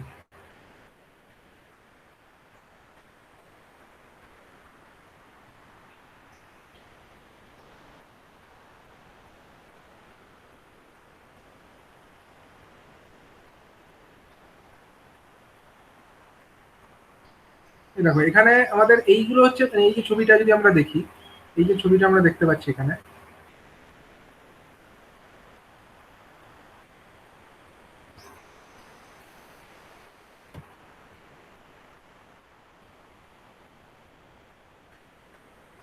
এখানে দেখো এইগুলো তো ব্রাশ, এটা তো ব্রাশ, দেখতে বুঝেই মানে বুঝতেই পারছো তোমরা, এটা একটা ব্রাশের ছবি। ঠিক আছে, এইরকম যে দেখতে, এইটা হচ্ছে ব্রাশ, এইদিকে এটাও ব্রাশ, কিন্তু এইটা কি, এই যে জিনিসটা বা এই জিনিসটা, এগুলো তো এটাকে হোল্ড করে রেখেছে, মানে এটা একটা স্প্রিং অ্যারেঞ্জমেন্ট দেখতে পাচ্ছ, এটা একটা সেটা যার মাধ্যমে টেনশনে প্রপার টেনশন দিয়ে এই ব্রাশটাকে হোল্ড করে রাখা যায়। ব্রাশটাকে আমরা যে জায়গায় রাখতে চাইছি সেই জায়গায় যাতে থাকে, তার জন্য তো একটা হোল্ডার দরকার, যে জিনিসটাকে ওই জায়গায় ফিক্সড করে রেখে দেবে, নাহলে থাকবে কেন। এই যে হোল্ডারটা, এটা হচ্ছে ব্রাশ হোল্ডার। এখন আমরা চাই যে আমাদের স্লিপ রিং যেটা আছে, স্লিপ রিং এর সঙ্গে আমাদের ব্রাশটা টাচ করে থাকে, কিন্তু আমরা কি চাইবো যে ব্রাশ হোল্ডারটা ওখানে টাচ করুক? সেটা কিন্তু আমরা চাইবো না। ঠিক আছে, এইটা দেখতে হবে যে মানে মোটরের যে স্লিপ রিং, তার সঙ্গে কানেক্টেড আছে আমাদের ব্রাশগুলো, এবং এই ব্রাশগুলো কিভাবে হোল্ড করা আছে না, ব্রাশ হোল্ডারের মাধ্যমে হোল্ড করে রাখা আছে। এখন এই ব্রাশ হোল্ডারগুলো যেন স্লিপ রিং এ টাচ না করে, এটা দেখতে হবে। ব্রাশ হোল্ডারগুলো স্লিপ রিং এ টাচ করলে সেটা প্রবলেম অ্যারাইজ করবে। তো মেনটেনেন্স যখন করবে, ব্রাশের মেনটেনেন্স করবার সময় এই ব্যাপারটা লক্ষ্য রাখতে হবে যে ব্রাশ হোল্ডার্সগুলো যেন কোনোভাবেই স্লিপ রিং এর সারফেসকে টাচ না করে, এবং এটাও দেখতে হবে যে ব্রাশগুলো ঠিকমতো বসেছে কিনা। মানে এই যে ব্রাশগুলো স্লিপ রিং এর উপরে যে বসে যায়, এই ব্যাপারটাকে বলা হয় বেডিং। ঠিক আছে, বেডিং। বিছানাপত্র যেরকম ভাবে বানানো হয়, সেরকম ভাবে এই ব্রাশটাও হচ্ছে একটা মানে স্লিপের উপরে ঠিক সেইভাবে বসে থাকে, বিছানায় যেরকম মানুষ বসে থাকে সেরকম ভাবে এই ব্রাশটা স্লিপ রিং এর উপরে বসে আছে বা বেডিং হয়ে আছে। ঠিক আছে, এই বেডিংটা ঠিক মতো হয়েছে কিনা, মানে বসার যে সারফেসটা সেটা ঠিকঠাক প্রপার হয়েছে কিনা, সেটাকেই দেখতে হবে, এটাকে বলা হয় বেডিং। ঠিক আছে, এখন এই ব্রাশ প্রত্যেক 100 ঘন্টা পর পর অন্তত একবার দেখতে হবে, মানে মোটরটা 100 ঘন্টা চললে প্রথম দিকে অন্তত 100 ঘন্টা পরে পরে ব্রাশটাকে এক্সামাইন করতে হবে, এবং দেখতে হবে যে ব্রাশটা যদি দেখা যায় যে 3 মিলিমিটারের থেকে বেশি ক্ষয়ে গেছে, ঠিক আছে, তখন কি করতে হবে না, ব্রাশটাকে রিপ্লেস করে দিতে হবে। মানে একটা ব্রাশ যদি 3 mm এর থেকে বেশি ক্ষয়ে চলে যায়, তখন কিন্তু ব্রাশটাকে রিপ্লেস করে দেওয়া উচিত। এবার হচ্ছে নতুন ব্রাশ লাগাতে হবে। যদি নতুন একটা ব্রাশ ক্ষয়ে যায়, বা একটা ব্রাশ যদি বেশি ক্ষয়ে গেছে, মনে করো ব্রাশটা বেশি ক্ষয়ে গেছে, তখন এই ব্রাশ তো আর চলবে না, তখন কি করতে হবে, নতুন ব্রাশ লাগাতে হবে। নতুন ব্রাশ যদি লাগাতে হয়, তার ক্ষেত্রে কিছু প্রসিডিওরস আছে। তো কি করতে হবে না, the new brushes should be bedded by using fine carbo random cloth or if not available with fine sand paper. Sand paper বলে এক ধরনের পেপার হয় যার একদিকটা খসখসে থাকে, একদিক মসৃণ থাকে, এর মাধ্যমে করতে হবে। মানে বেডিং যে প্রসেসটা, এটা ওই স্যান্ড পেপারের মাধ্যমে করাটা উচিত। এক্ষেত্রে কিন্তু এমেরি cloth should not be used, মানে অনেক সময় সিরিজ কাগজ বলে এক ধরনের হয় খসখসে কাগজ, যেটাও কিনা ইউজ মানে অনেক জায়গায় হয়, ইলেকট্রিক্যালের অনেক জায়গাতে বা ইলেকট্রিক্যাল প্ল্যান্টে যেখানে ইলেকট্রিক্যালের কাজ হয় সেখানে অনেক জায়গায় সিরিজ কাগজের ব্যবহার হয়। কিন্তু এই মোটরের ক্ষেত্রে বা সিনক্রোনাস মোটর বা অল্টারনেটারের তার ব্রাশের বেডিং করবার জন্য কিন্তু এই সিরিজ কাগজ ব্যবহার করা উচিত হবে না। ঠিক আছে, সিরিজ কাগজটা সেক্ষেত্রে ব্যবহার করা উচিত হবে না। তাহলে ব্যবহার কি করতে হবে না, স্যান্ড পেপার ইউজ করতে হবে। এবার এই স্যান্ড পেপারের মাধ্যমে কিভাবে কি করতে হয় দেখো, প্রসিডিওরটা বলেছে না, the carborundum or sand paper should be placed between the brushes and the slip rings with rough side facing the brushes and then holding with one end of the cloth rotate the armature. মানে মোটরের যে দেখতে পাচ্ছ তোমরা ছবিটা, এই মোটরের slip ring আছে আর এটা হচ্ছে ব্রাশ আছে। মানে স্লিপ রিং, মোটরের যে স্লিপ রিং ধরো এটা ধরো একটা স্লিপ রিং, এবং তার সঙ্গে আমি ব্রাশটাকে করব, মানে তার উপরে তো ব্রাশটাকে বেডিং করব। এখন এই বেডিং করবার আগে এই এর উপরে মানে এই স্লিপ রিং এর উপরে আমাকে একটা আস্তরণ দিতে হবে, পেপারের আস্তরণ। কিসের, কোন পেপার, মানে এই পেপারটাকে আমাকে জড়িয়ে দিতে হবে একটা। কি ধরনের পেপার, এই হলুদ রং দিয়ে দেখাচ্ছি, এটা হচ্ছে আমার অ্যাকচুয়ালি স্যান্ড পেপার। এটাকে কি বলে, এটা হচ্ছে স্যান্ড পেপার জড়াতে হবে। মানে এই স্লিপ রিং এর উপরে স্যান্ড পেপার জড়ালাম, এবং এমন ভাবে জড়াতে হবে যে স্যান্ড পেপারের একটা দিক খসখসে থাকে, একটা দিক মসৃণ। তাহলে খসখসে যে দিকটা, সেদিকটা যেন ব্রাশের দিকে থাকে। মানে ব্রাশটাকে আমি বসাবো কোন দিক থেকে, ব্রাশটাকে তো বসাবো এই দিক থেকে, তাহলে ব্রাশের সারফেসটা যেন এই খসখসে দিকের সংস্পর্শে থাকে। তাতে কি হবে, মানে এরকম করে বসিয়ে দিলাম, তো দিয়ে আমি মোটরের যে আর্মেচারটা আছে সেটাকে ম্যানুয়ালি, মানে কোনো সাপ্লাই দিয়ে নয়, ম্যানুয়ালি ঘোরানোর চেষ্টা করবো। মানে এটাকে মোটরের যে আর্মেচার, এটাকে রোটেট করানো যায়, ম্যানুয়ালি ঘোরানোর চেষ্টা করবো হাত দিয়ে। তাতে কি হবে, মানে ব্রাশ যেটা আছে, ব্রাশটা এর উপরে ঘষা খাবে। ব্রাশটা এক জায়গায় ফিক্সডই থাকে, কিন্তু এটা যখন ঘুরবে, স্লিপ রিংটা তো ঘুরবে, স্লিপ রিং যখন ঘুরবে তখন এই ব্রাশের সঙ্গে এটা ঘষা খেতে খেতে মানে ব্রাশের যে সারফেসটা, সেটা যেরকম ভাবে প্রপারলি হলে বেডিং হওয়ার কথা, প্রপারলি মানে যাতে এই স্লিপ রিং এর সারফেসের সঙ্গে ব্রাশের সারফেসটা একদম ম্যাচ করে যায়, সারফেসটাকে প্রপারলি ম্যাচ করানোর নামই আমরা বলতে পারি বেডিং। তো এটার জন্যই ওই আমাদের যে স্যান্ড পেপারটাকে এরকম ভাবে জড়ালাম স্লিপ রিং এর উপরে, দিয়ে ওটাকে ম্যানুয়ালি এক্সটার্ন আমরা বাইরে থেকে ঘোরানোর চেষ্টা করবো আর্মেচারটাকে, যাতে ওই ব্রাশটা যে সিরিজ কাগজ ব্যবহার করা যাবে না, স্যান্ড পেপারের যে সংস্পর্শে আছে, সেই স্যান্ড পেপারের সংস্পর্শে যেহেতু খসখসে দিকের সংস্পর্শে আছে, তার জন্য ব্রাশটা ক্রমশ ক্ষয়ে যাবে, এবং তার ফলে ব্রাশের যে সারফেস সেটা এর সঙ্গে ম্যাচ করে যাবে, এই স্লিপ রিং এর সারফেসের সঙ্গে ম্যাচ করে যাবে। তো এই ব্যাপারটা আমি একটা ভিডিওর মাধ্যমে দেখানোর চেষ্টা করছি। আমি যদিও ডিসি মেশিনের ক্ষেত্রে ব্যাপারটা পেয়েছি, এই সিনক্রোনাস মেশিনের ক্ষেত্রে পাইনি। তা সত্ত্বেও তোমরা ব্যাপারটা একটু বোঝার চেষ্টা করো। একটা ভিডিও আমি দেখার চেষ্টা করবো।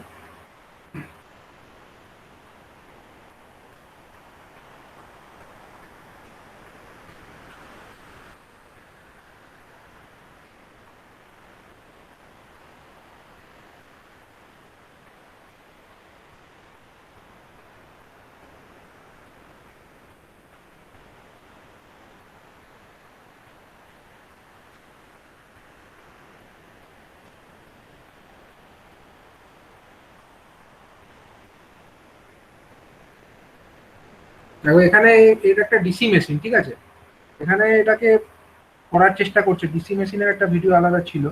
যাই হোক, এখানে এই মেশিনটাতে দেখো কি করতে চাইছে। এই দেখো এখানে দুটো ব্রাশ দেখানো হয়েছে, এগুলো হচ্ছে ব্রাশগুলো এরকম দেখতে।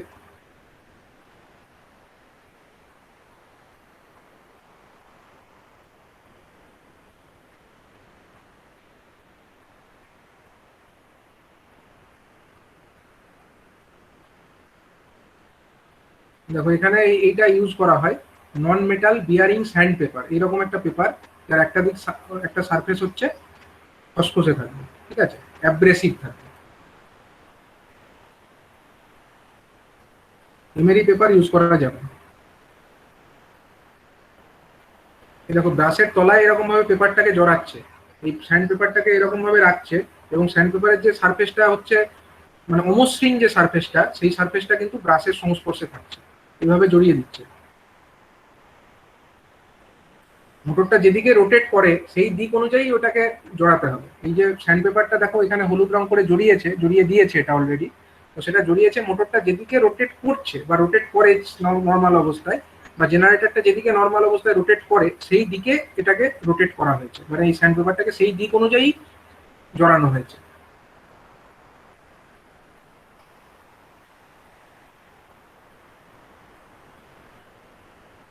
দেখো ওই দেখো বাইরে থেকে এক্সটার্নালি ওই যে এইভাবে দেখো বাইরে থেকে কি করছে, বাইরে থেকে এখান থেকে এটাকে ঘোরানোর চেষ্টা করছে।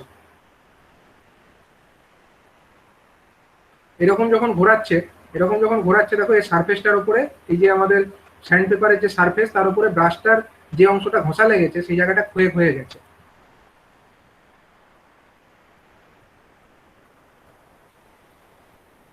দিয়ে এইভাবে দেখো সমস্ত মানে এটা কি করলো যে যখন পুরো ব্যাপারটা হয়ে গেল, মানে সারফেসটা প্রপারলি হয়ে যাওয়ার ফলে, হয়ে যাওয়ার মানে এটা কি, প্রপারলি এটা বসে গেছে, ব্রাশটা এখন এই স্লিপিং এর উপরে ঠিক মতো ভাবে বসেছে।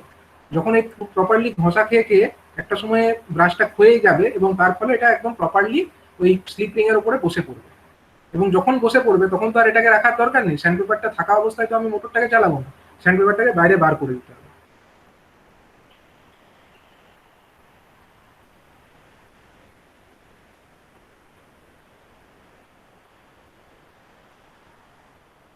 মানে এবং তারপরে কি করছে, মানে যখন প্রায় বসে গেছে, প্রায় 80% মতো এটা বসে গেছে ব্রাশগুলো, 80 to 90%, সেই সময় একটা ব্লোয়ার নিয়ে এসছে, কারণ ব্রাশটা যখন ক্ষয়েছে ব্রাশের গায়ে যে কার্বন গুঁড়ো বা কার্বনের যে ডাস্টগুলো সেগুলো তো মানে মোটরের ওখানে পড়ে গেছে, এবং সেগুলো যদি স্লিপ রিং এর উপরে জমা হয়ে থাকে তাহলে মোটরটা জ্যাম হয়ে যেতে পারে। তো যে কারণে ওটাকে কার্বন যেগুলো ডাস্ট জমা হয়েছে সেগুলোকে আবার ব্লোয়ারের সাহায্যে বা ভ্যাকুম ক্লিনারের সাহায্যে এগুলোকে আবার ক্লিনিং করে দিতে হবে।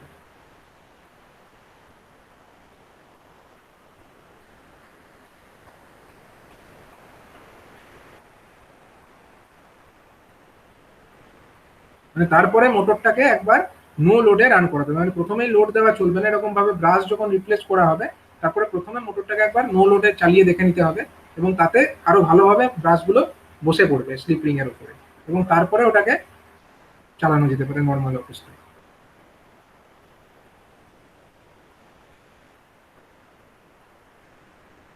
ঠিক আছে, এখানে একটা ডিসি মেশিনের ক্ষেত্রে বললো ব্যাপারটাকে, তবে সিমিলার ওয়েতে আমরা এটা একটা সিঙ্ক্রোনাস মোটরের ক্ষেত্রেও বা সিঙ্ক্রোনাস অল্টারনেটরের ক্ষেত্রেও আমরা এই কনসেপ্ট ইউজ করতে পারি। তো এই প্রসেসটা ফলো করতে হবে, মানে ব্রাশটা যদি খারাপ হয়ে গিয়ে থাকে তাহলে সেই ব্রাশটাকে কিভাবে রিপ্লেস করতে হবে সেই প্রসেসটা এখানে দেখা হলো।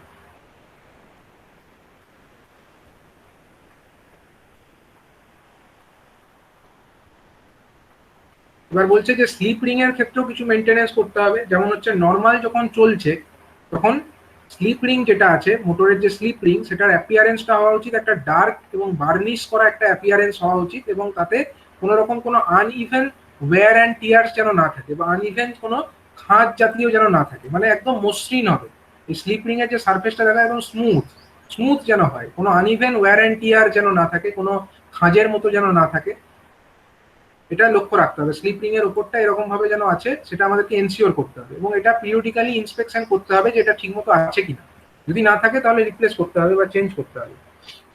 নেক্সট হচ্ছে বিয়ারিং। বিয়ারিং গুলোর ক্ষেত্রে কি করতে হয় না, the bearings are charged with grease at works and the bearing should be recharged after 3000 hours of running, মানে 3000 ঘন্টা একটা ধরো মোটর চলে গেছে, 3000 ঘন্টা মানে অনেক, মানে একটা দীর্ঘ সময় মোটরটা যখন চলেছে তখন কিন্তু আমরা বলতে পারি মানে একদিনে যদি 24 ঘন্টা হয় তাহলে মোটামুটি 24 ঘন্টা কতদিন হচ্ছে, প্রায় মানে একদিনে ধরো 10 ঘন্টা করে একটা মোটর চলে তাহলে 300 দিন প্রায় অ্যাপ্রক্সিমেটলি বলতে পারো, 300 দিন বা 150 দিন যেরকমই হোক, 20 ঘন্টা যদি চলে তাহলে 150 দিন হবে, 150 দিন হবে এটা। তো মানে সেই রকম মানে আওয়ার ওয়াইজ কত ঘন্টা চলেছে তার উপরে ভিত্তি করে দেখতে হবে যে মোটরের যে বিয়ারিং সেই বিয়ারিং গুলোতে ঠিক মতো করে গ্রিজ আছে কিনা। এবং যদি গ্রিজ ঠিকমতো না থাকে তো মোটরের বিয়ারিং এর মধ্যে গ্রিজটাকে ইনসার্ট করতে হবে, গ্রিজ দিতে হবে।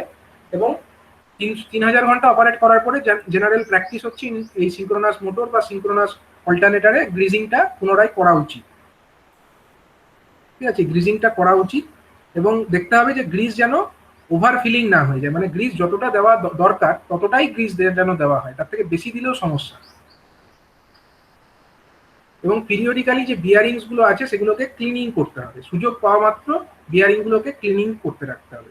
বিয়ারিং যত ক্লিন থাকবে তত মেকানিক্যাল জ্যাম কম হবে, মেকানিক্যাল জ্যাম যত কম হবে তত মোটরের ব্রেকডাউনের চান্সেস কম হবে। নেক্সট হচ্ছে অয়েল লিকেজ। অয়েল লিকেজ কোথাও থেকে হচ্ছে কিনা সেটা দেখতে হবে, যে কোথাও যদি এক্সেসিভ অয়েলিং যেন না হয় সেটাও দেখতে হবে। এবং তারই সঙ্গে দেখতে হবে যেন লুব্রিকেশন যেটা করা উচিত মোটরের, সেই লুব্রিকেশনটা যেন ইনসাফিসিয়েন্টও না হয়, সেটাও লক্ষ্য রাখতে হবে। এবং কোনো জায়গা থেকে যেন অয়েল মানে লিকেজ না হয়, এবং সেটা দেখতে হবে যেন অয়েল যদি লিকেজ হয়ে যায় তাহলে স্টেটরের ওপরে যদি সেই অয়েল জমায়েত হয় তাহলে কি হবে, মোটরের যে আর্মেচার ওয়াইন্ডিং মানে মোটরের যে মেন সাপ্লাই, মোটর যদি একটা সিঙ্ক্রোনাস মোটর ধরো হয় সেখানে তো আমরা রোটর পার্টে তো ডিসি সাপ্লাইটা দিচ্ছি, কিন্তু এর তো আবার 3 ফেজ একটা সাপ্লাইও দিতে হয়, RYB করে যে 3 ফেজ সাপ্লাই যেটা স্টেটর পার্ট আছে সেখানে তো ওটাকে দিতে হবে এক্সটার্নাল, মানে এটা একটা স্টেটর পার্ট যেটা থাকবে সেখানে তো RYB 3টে ফেজের সাপ্লাই দিতে হবে। তাহলে সেই সাপ্লাই যেটা দিতে হবে সেই তার জন্য ওয়াইন্ডিং আছে, স্টেটার ওয়াইন্ডিং। এবার দেখতে হবে কি যে যদি কোনো কারণে ওভার অয়েলিং হয় বা অয়েলিং থেকে অয়েল যেখানে দেওয়া হয়েছে মোটরের মধ্যে লুব্রিকেশন পারপাসে সেই অয়েল যদি কোনো কারণবশত লিকেজ হয়ে যায় তাহলে কি হবে, সেই তেলগুলো মোটরের ওই স্টেটার ওয়াইন্ডিং এর উপরে জমায়েত হবে এবং তেলগুলো যখন ওই মোটরের ওয়াইন্ডিং এর উপরে পড়বে তাতে মোটরের যে ওয়াইন্ডিং এর ইনসুলেশন, সেই ওয়াইন্ডিং এর ইনসুলেশন সেই তেল অ্যাবজর্ব করবে এবং তেল যত অ্যাবজর্ব করবে তত তার ইনসুলেশনের যে কোয়ালিটি সেটা ডিটোরিয়েট করবে, ইনসুলেশনের স্ট্রেংথটা কমে যাবে এবং তাতে কিন্তু ফল্ট হওয়ার চান্স আরো বেড়ে যাবে। সুতরাং এইটা লক্ষ্য রাখতে হবে খুব ভালো করে যেন মোটরের মধ্যে কোনো স্টেটার ওয়াইন্ডিং এ বিশেষ করে ওরকম অয়েল লিকেজ হয়ে তেল যেন না পড়ে, সেটা মাঝে মধ্যে পিরিয়ডিক্যালি ইন্সপেক্ট করে দেখে নিতে হবে। এবং তারই সঙ্গে সঙ্গে দেখতে হবে যে টেম্পারেচারটা কিরকম হচ্ছে। টেম্পারেচারটা মোটরের যে বডি টেম্পারেচার সেটা মোটর হোক বা জেনারেটর হোক সেটাকে পিরিয়ডিক্যালি বা ফ্রিকুয়েন্টলি চেক করতে হবে, এটা তো ডে টু ডে বেসিসেই করা যায়।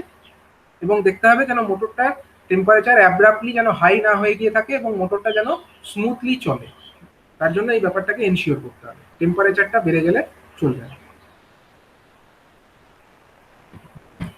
এই সমস্ত মেনটেনেন্স গুলো একটা সিঙ্ক্রোনাস মোটর অথবা সিঙ্ক্রোনাস অল্টারনেটরের ক্ষেত্রে করা উচিত। ঠিক আছে, আমি কি কি মেনটেনেন্স বললাম আরেকবার রিক্যাপ করে দিই। প্রথমত হচ্ছে জেনারেল মেনটেনেন্স। জেনারেল মেনটেনেন্সের মধ্যে আমি বললাম যে কতদিন অন্তর করা উচিত সেটা নির্ভর করবে মোটরটা কোন কন্ডিশনে অপারেট করছে এবং কতদিন আগে ইনস্টল হয়েছে। যদি রিসেন্টলি ইনস্টল হয়ে থাকে তাহলে একটু বেশি ফ্রিকোয়েন্সিতে মেনটেনেন্স করতে হবে, আর যদি অনেকদিন হয়ে গিয়ে থাকে এক্সপিরিয়েন্সের সাথে সাথে মেনটেনেন্সের ফ্রিকোয়েন্সিটা আস্তে আস্তে কমবে। এবং তারপরে হচ্ছে মোটরের যে ক্লিনিং, মোটরের যে ওয়াইন্ডিংস গুলো আছে এবং মোটরের যে কার্বন যে ডাস্ট কোথাও জমায়েত হয়েছে কিনা সেই ব্যাপারগুলো যেন না হয় তার জন্য প্রপারলি ক্লিনিং করতে হবে। এবং তারপরে হচ্ছে ব্রাশেস, মোটরের যে ব্রাশ সেগুলোকে খুব পিরিয়ডিক্যালি ইন্সপেক্ট করা উচিত। 100 ঘন্টা পর পর অপারেটেড হওয়ার পরে মোটরের ব্রাশটা একবার দেখে নেওয়া উচিত। এবং যদি কোনো কারণে ব্রাশের মধ্যে প্রচুর ক্ষয় হয়ে গিয়ে থাকে তাহলে ব্রাশটাকে রিপ্লেস করতে হবে। এবং ব্রাশ যদি রিপ্লেস করতে হয় তার জন্য প্রপারলি যাতে বেডিং হয় তার জন্য ওই স্যান্ড পেপার দিয়ে ব্যাপারটাকে করতে হবে, যাতে মোটরের সারফেসটা, মোটরের যে ব্রাশের যে সারফেস সেটা প্রপারলি ক্ষয়ে গিয়ে ওই স্লিপ রিং এর সারফেসের সঙ্গে ম্যাচ করে যায়। এবং স্লিপ রিং এরও মেনটেনেন্স করতে হবে, স্লিপ রিংটাকেও পিরিয়ডিক্যালি ইন্সপেক্ট করে দেখতে হবে যে তার সারফেসটা প্রপার স্মুথ আছে নাকি, সেখানে কোনো ওয়্যার অ্যান্ড টিয়ার হয়েছে কিনা এটাও পিরিয়ডিক্যালি ইন্সপেক্ট করা উচিত। এবং তারপরে হচ্ছে মোটরের যে বিয়ারিং, সেই বিয়ারিংসগুলোর মধ্যে প্রপার লুব্রিকেশন যেন থাকে ব্যাপারটাকে এনশিওর করতে হবে। এবং 3000 ঘন্টা মোটরটা অপারেট করবার পরে তার মধ্যে পুনরায় রিফিলিং করা উচিত লুব্রিকেশনের বা গ্রিজ রিফিলিং করা উচিত। এবং অয়েল লিকেজ, মোটরের যে অয়েলিং যেটা করা হয় যাতে মোটরটা স্মুথলি রান করে, তো সেই অয়েলিংটা যেন ঠিকঠাক লেভেলের হয়, এক্সেসিভ অয়েলিং করলে সেটা কিন্তু মোটরের ক্ষতিকারক হতে পারে। এবং দেখতে হবে সেই অয়েল যেন কোনোভাবে লিকেজ না হয়, এবং লিকেজ হয়ে যদি সেটা স্টেটার ওয়াইন্ডিং এর উপরে পড়ে যায় তাতে কিন্তু মোটরের স্টেটার ওয়াইন্ডিংটার ইনসুলেশন গুলো খুবই ড্যামেজ হয়ে মোটরে শর্ট সার্কিট ফল্ট তৈরি করতে পারে। এবং মোটরটির টেম্পারেচারটাকে মনিটরিং করতে হবে। মোটরটা যদি অ্যাব্রাপ্টলি কোনো কারণবশত গরম হয়ে গিয়ে থাকে সেটার কারণটাকে অনুসন্ধান করে বার করতে হবে। এবং তার জন্য প্রত্যেক দিন জেনারেলি মোটরের টেম্পারেচারটাকে অবশ্যই মনিটরিং এ রাখতে হবে। তো এই সমস্ত মেনটেনেন্স গুলো আমাদের করতে হবে কার ক্ষেত্রে, না সিঙ্ক্রোনাস মোটরের ক্ষেত্রে এবং সিঙ্ক্রোনাস জেনারেটর অথবা অল্টারনেটরের ক্ষেত্রে। ঠিক আছে, তো অল্টারনেটরের মেনটেনেন্স এবং প্যারালাল অপারেশন এই দুটো প্রসেস আজকে আমরা ডিসকাস করলাম। কারো কোনো ডাউট আছে আজকে যেটা বলা হলো এগুলোর মধ্যে?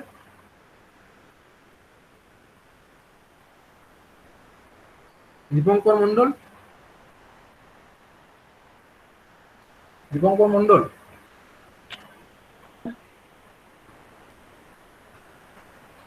শুনতে পাচ্ছ? হ্যাঁ স্যার। বলো। এই সিঙ্ক্রোনাস মোটরের ক্ষেত্রে যে বেডিং করা হয়, ব্রাশের বেডিং, এটা অ্যাকচুয়ালি কি জিনিস? বেডিংটা কেন করা হয়? সব পাবেন। কি বলতে পারবে জ্যোতির্ময়? জ্যোতির্ময়, হ্যাঁ স্যার। সিঙ্ক্রোনাস মোটরের মধ্যে যে বেডিংটা করা হয় ব্রাশগুলোকে, এটা কি জন্য করা হয়? আচ্ছা, ওই স্লিপ রিং যেটা থাকে স্যার রাউন্ড শেপের হয় তো, আর হ্যাঁ, ব্রাশকে ওই শেপে আনার জন্য স্যান্ড পেপার দিয়ে যেটা ঘষে ওই শেপে আনার প্রক্রিয়াটাকে বলা হয়। ঠিক ঠিক ঠিক আছে। ঠিক আছে, তাহলে আজকে এই পর্যন্তই ক্লাস থাকলো। নেক্সট দিন আবার আমরা পরের টপিকটা ডিসকাস করব। ঠিক আছে, আজকে তাহলে ক্লোজ করছি।